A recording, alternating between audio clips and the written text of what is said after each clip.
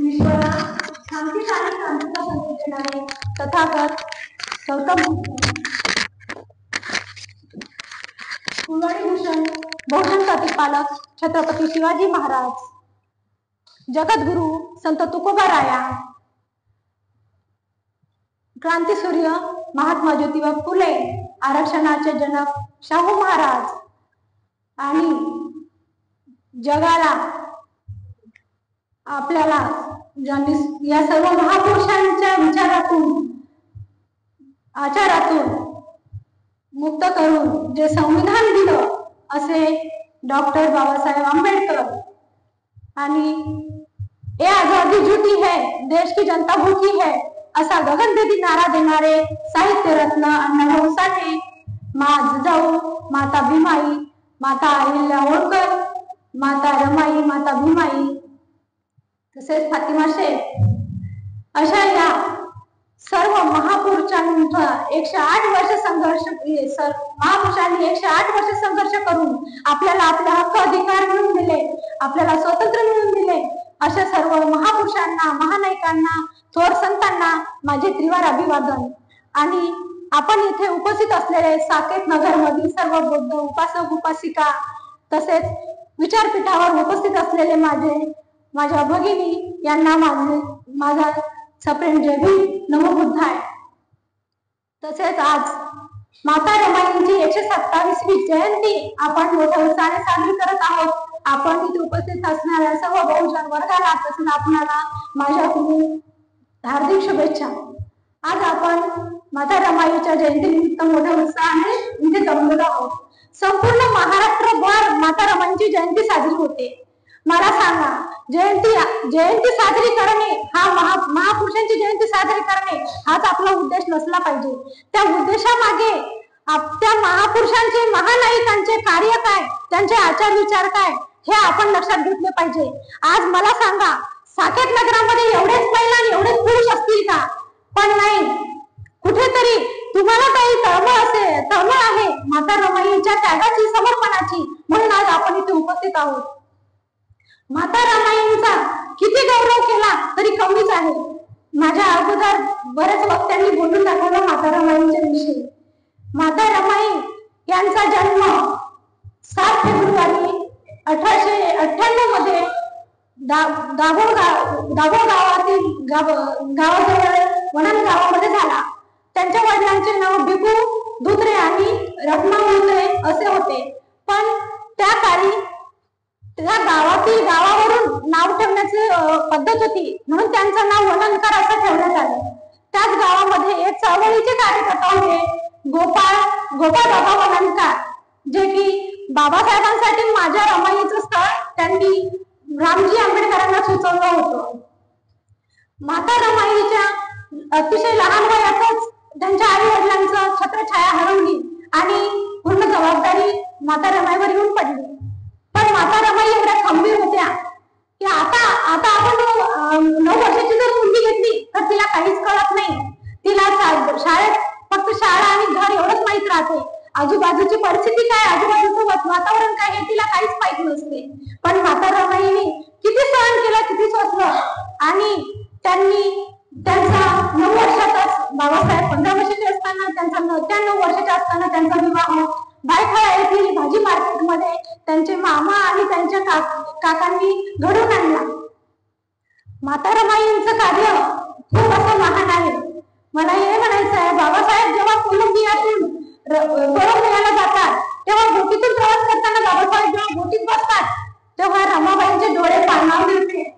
ते डोळे पाहून बाबासाहेबांनाही दुःख वाटलं, पण काय करणार, कारण त्यांच्या मागे हा मोठा महासागर त्यांना तारून न्यायचा होता। म्हणून बाबासाहेब जेव्हा कोलंबियात पोहोचतात तेथून रमाबाईला पत्र लिहितात आणि म्हणतात, रामू, तुझे मी जेव्हा बोटीमध्ये बसलो होतो तेव्हा तुझे डोळे पाण्याने डबडबले होते आणि मला सुद्धा गलबलून आलं होतं, परंतु हे बघ रमा, मी हे दुःख सोसलं नाही आणि पुढचा विचार केला नाही तर माझा समाज, माझा हा जो गोरगरीब जनता आहे त्यांना मी कसं स्वातंत्र्य मिळवून देणार आणि हा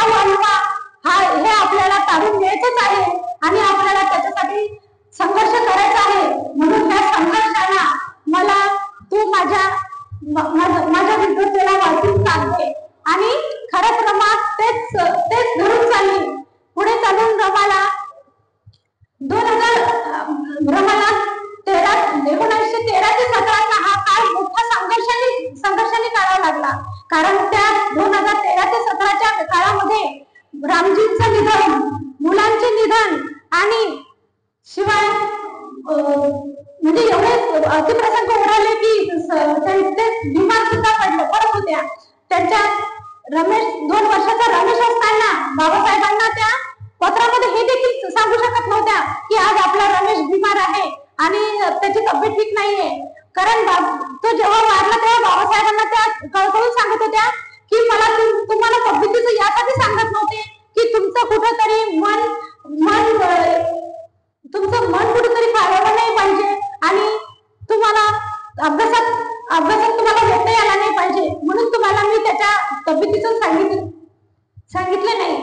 बाबासाहेबांना तेव्हा रमाबाईंच्या विषयी एवढा मोठा आदर वाटतो की काय आहे माझी ही रमा, किती खंबीर आणि स्वाभिमानी. आपल्यामध्ये रमाबाईंना फक्त गौऱ्या विकणे आणि रमा ही साधी सहज एवढंच आपण एक्सेप्ट केलेलं आहे.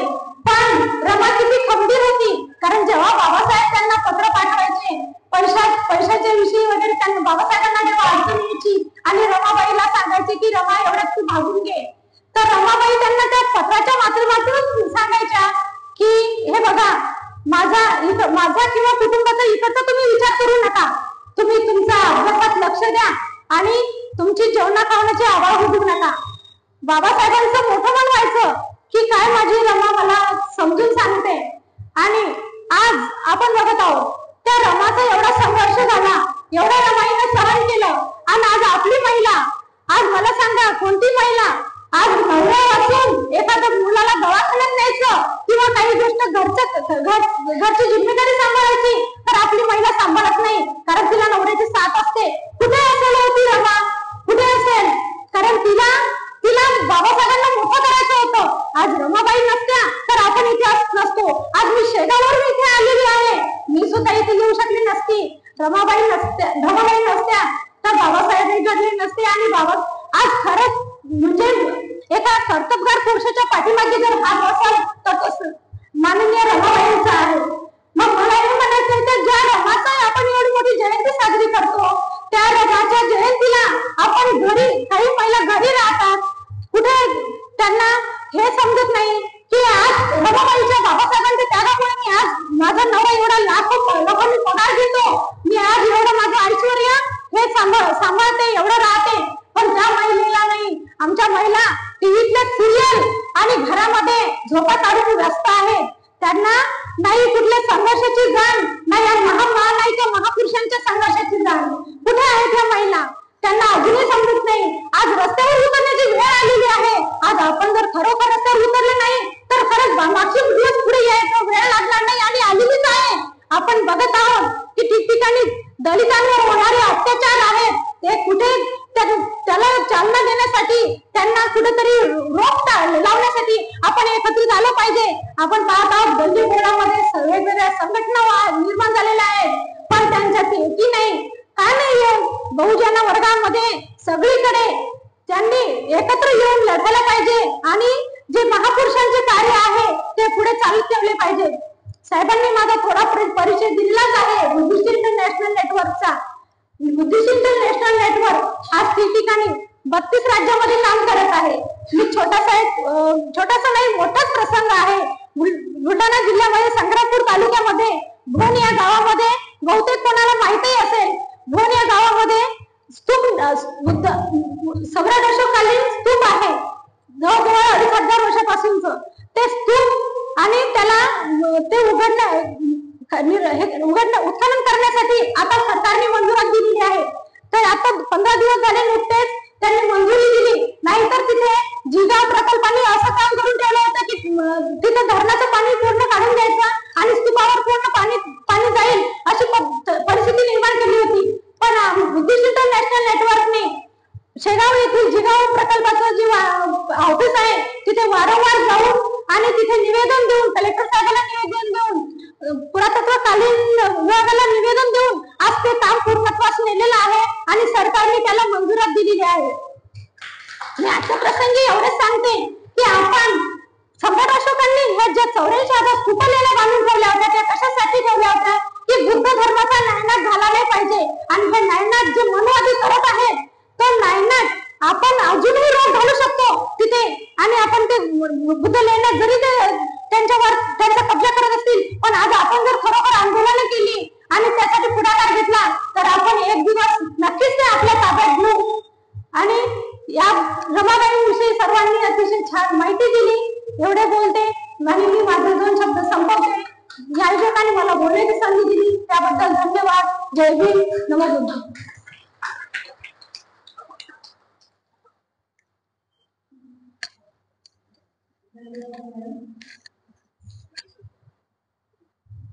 भीमा माळेचा पर्वत, भीमा माळेचा पर्वत, तू सोनेरी किनाऱ्यावर रमावी, तू सोनेरी किनाऱ्यावर रमावी.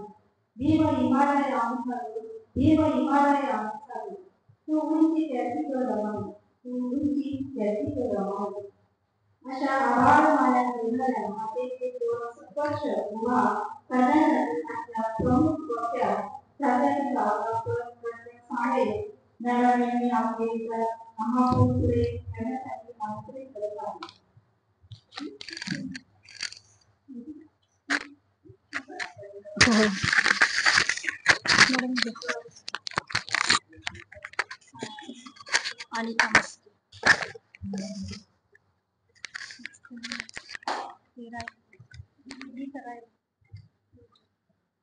जय हिंद सर्वांना. साक्षात बुद्ध विहार आणि माझं काही वेगळंच नाव आहे. मला अनेकदा या ठिकाणी पाहिजे. काल आमच्या गाडेकर ताईंचा मेसेज आला रात्री मला, म्हणे तुम्ही इकडे आहात. म्हटलं मलाच माहित नाही. मला वाटतं सर कुणीतरी साळवे सरांना बोललं, साळवे सर मला सांगायचं विसरून गेले. आणि माझे आजचे अनेक प्रोग्राम होते वेगळे वेगळे. इथे आम्ही काल गणेशच्या घरी होतो, गणेश किल्लारे सरांच्या घरी होतो. ते पण म्हणाले मॅडम तुम्ही इथे आहेत. म्हटलं मलाच माहित नाही. मला वाटतं 5-6 वर्षापूर्वी ओळकर ताईंनी मला या ठिकाणी बोलावलं होतं. आणि मध्ये परत एकदा मी आले होते, इलेक्शनच्या निवडणुकीच्या दरम्यान सुद्धा मी या ठिकाणी आले होते. असो, जय हिंद सर्वांना. तथागत गौतम बुद्ध, डॉक्टर बाबासाहेब आंबेडकर